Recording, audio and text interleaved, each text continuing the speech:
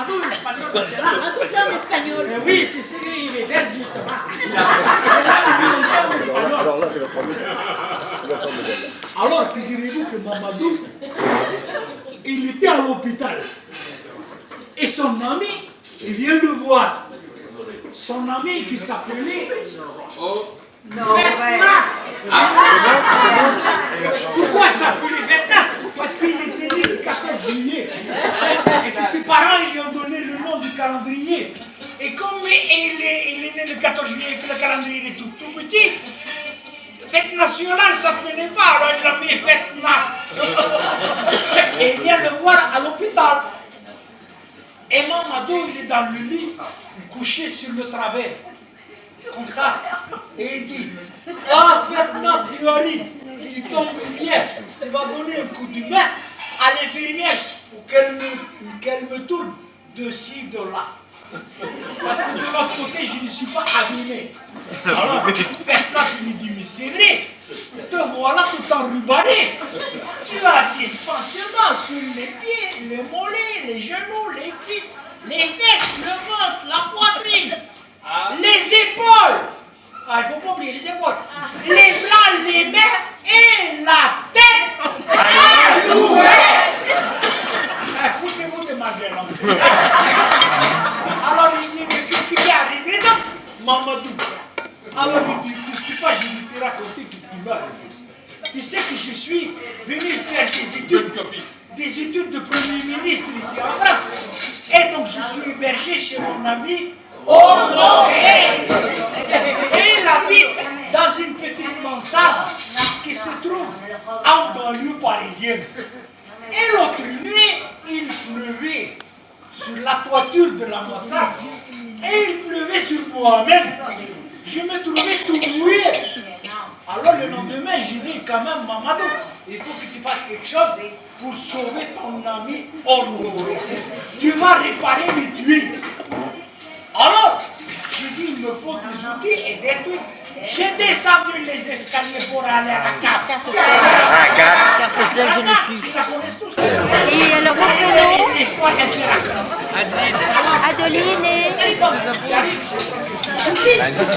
je remonte les escaliers pour arriver au sommet du toit. Et là, qu'est-ce que je vois? Au fait du toit, il y avait une poutre. Et au bout de la poutre, il y avait une poulie. Je me dis, mais Mamadou, il travaillait tes ménages. Quand même, tu n'as pas fait, tu as fait maths sup chez toi, maternelle supérieure.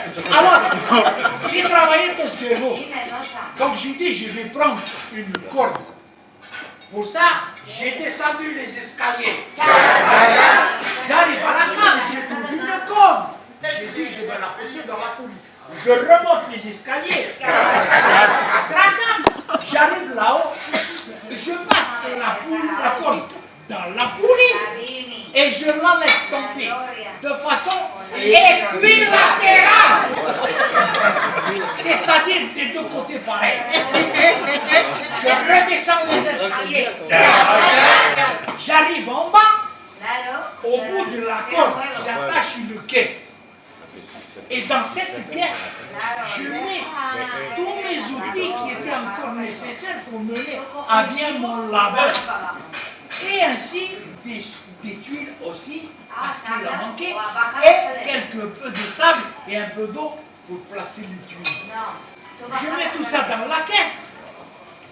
Et je prends l'autre bout de la corde. Et je monte la caisse au sommet du toit. En arrivant au sommet du toit, j'attache la corde en bas pour pas que la caisse elle me tombe sur la tête. Faut réfléchir quand même, hein? Alors ensuite, je remonte les escaliers. Non! Un par un. Ça fait 3 fois que je monte ces putains d'escaliers. Je suis fatigué. J'arrive là-haut.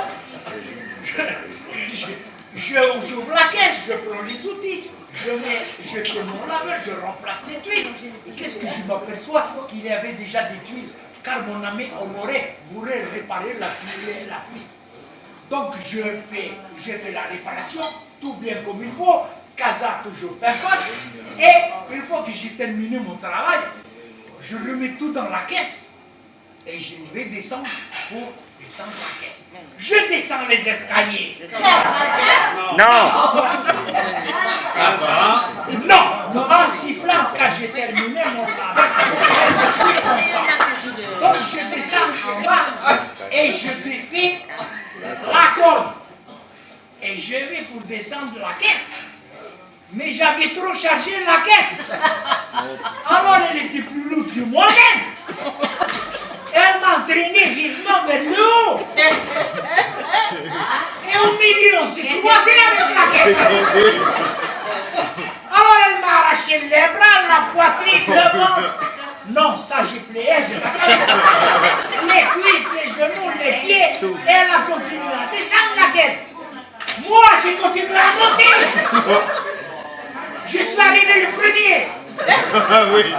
Et mes mains se sont engagées violemment dans la poulie. Et je suis resté coincé.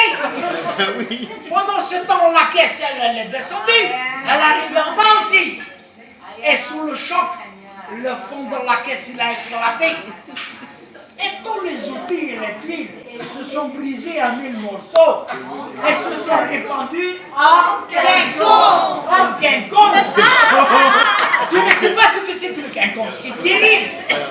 C'est le quinconce, tu ne peux pas mettre un pied sans te meurtrir. Quand la caisse elle a explosé, elle est devenue beaucoup plus légère que moi-même. Donc j'étais plus lourde que la caisse.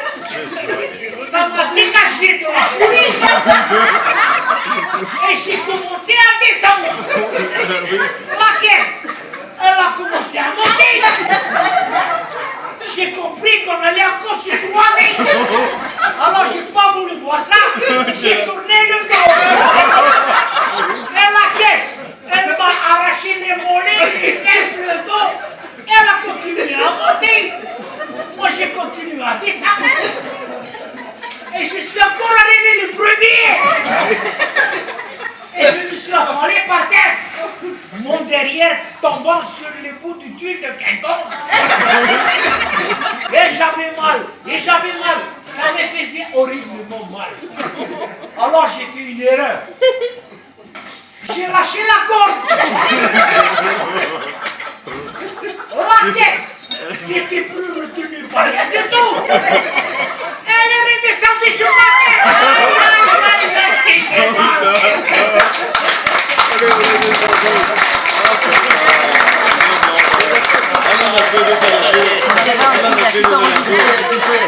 Tu l'as raconté la première